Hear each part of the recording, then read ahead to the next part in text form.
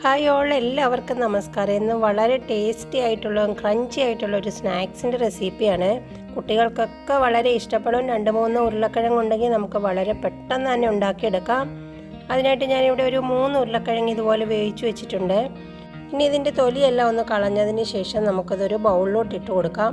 ഇതൊന്ന് മാഷ് ചെയ്തെടുക്കാൻ വേണ്ടിയിട്ട് ഈ ബൗളിലിട്ടതിന് ശേഷം മാഷ് ചെയ്തെടുത്തിട്ടുണ്ട്. ഇനി ഇതിലോട്ട് കുറച്ച് സാധനങ്ങളൊന്ന് ആഡ് ചെയ്ത് കൊടുക്കാം. ആദ്യം തന്നെ ഇവിടെ ഉപ്പാണ് ചേർത്ത് കൊടുക്കുന്നത്. ആദ്യം ഉരുളക്കിഴങ്ങ് വേവിച്ചപ്പോൾ ഉപ്പിട്ടിട്ടുണ്ടെങ്കിൽ അതനുസരിച്ച് ചേർക്കണം. അതിനുശേഷം 1 ടേബിൾ സ്പൂൺ പഞ്ചസാര, ഒരു 25 ഗ്രാം അരിപ്പൊടി, അപ്പപ്പൊടിയാണ്. അതുപോലെ തന്നെ അത്രയും തന്നെ കോൺസ്റ്റാർച്ച് ചേർത്ത് കൊടുത്തിട്ടുണ്ട്. ഇനി ഇതിലൊരു 1/4 ടീസ്പൂൺ ബേക്കിംഗ് പൗഡറാണ് ചേർത്ത് കൊടുത്തിരിക്കുന്നത്. കുറച്ച് മല്ലിയില അരിഞ്ഞതും അതുപോലെ വേണമെങ്കിൽ 1-2 പച്ചമുളകും കൂടി ചെറുതായിട്ട് കട്ട് ചെയ്തതിൽ ചേർത്ത് കൊടുക്കാവുന്നതാണ്. അതിനുശേഷം ഇത് നന്നായിട്ടൊന്ന് കുഴച്ചെടുക്കാം.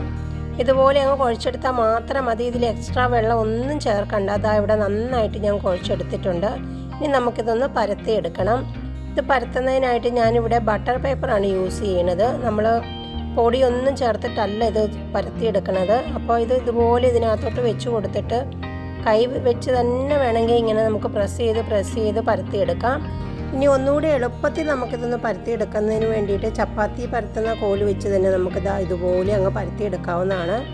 ഒരേ വലുപ്പത്തിൽ തന്നെ നമുക്ക് ഈസി ആയിട്ട് തന്നെ ഇതിങ്ങനെ പരത്തിയെടുക്കാം. ഈ ബട്ടർ പേപ്പറിൻ്റെ സ്ഥാനത്ത് നമുക്ക് സിപ്ലോ കവറൊക്കെ ഉണ്ടെങ്കിൽ അതിലൊക്കെ വെച്ച് നല്ലതായിട്ട് പരത്തിയെടുക്കാവുന്നതാണ്.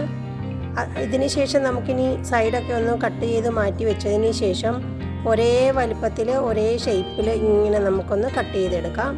എല്ലാവർക്കും അവരവരുടെ ഇഷ്ടം അനുസരിച്ച് എന്ത് ഷേപ്പിൽ വേണമെങ്കിലും ഇത് കട്ട് ചെയ്തെടുക്കാവുന്നതാണ് കേട്ടോ. ഞാനിപ്പോൾ ഇതുപോലെയാണ് കട്ട് ചെയ്ത് വെച്ചിരിക്കുന്നത്. ഇനി നമുക്ക് നന്നായിട്ട് ചൂടായി കിടക്കുന്ന എണ്ണയിലോട്ടിട്ട് ഇതൊന്ന് ഫ്രൈ ചെയ്തെടുക്കാം. ഇങ്ങനെ ഓരോന്ന് വീതം നമുക്കിങ്ങനെ ഇട്ട് കൊടുക്കാം. വളരെ പെട്ടെന്ന് തന്നെ നമുക്കിത് ഫ്രൈ ചെയ്ത് കിട്ടും. ഒരു 3-4 മിനിറ്റ് സമയം നമ്മൾ മീഡിയം ഫ്ലെയിമിൽ വെച്ച് വേണം ഇത് ഫ്രൈ ചെയ്തെടുക്കാനായിട്ട്.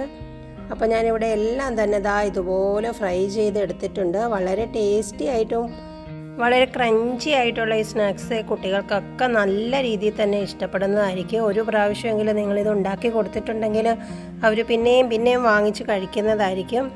അപ്പോൾ എല്ലാവരും തന്നെ ഇതൊന്ന് ട്രൈ ചെയ്ത് നോക്കുക. ഇത് നല്ല ഒരു സൂപ്പർ ടേസ്റ്റുള്ള സ്നാക്സ് തന്നെയാണ് ഈവനിങ് ടൈമിലൊക്കെ ഉണ്ടാക്കുന്നതിനായിട്ട്. അപ്പോൾ എല്ലാവർക്കും എൻ്റെ വീഡിയോ ഇഷ്ടപ്പെട്ട് കാണുമെന്ന് വിശ്വസിക്കുന്നു. വീഡിയോ ഇഷ്ടപ്പെട്ടുവെങ്കിൽ ലൈക്ക് ചെയ്യാനും കമൻറ്റ് ചെയ്യാനും മറക്കരുത്. അതുപോലെ തന്നെ നിങ്ങൾ എൻ്റെ ചാനൽ സബ്സ്ക്രൈബ് ചെയ്യാതെയാണ് കാണുന്നതെങ്കിൽ സബ്സ്ക്രൈബ് ചെയ്ത് സപ്പോർട്ട് ചെയ്യുക. അപ്പോൾ നമുക്കിനി ഒരു പുതിയ റെസിപ്പി ആയിട്ട് പുതിയ വീഡിയോ ആയിട്ട് കാണാം. അതുവരെ എല്ലാവർക്കും താങ്ക്സ് ആൻഡ് ബൈ.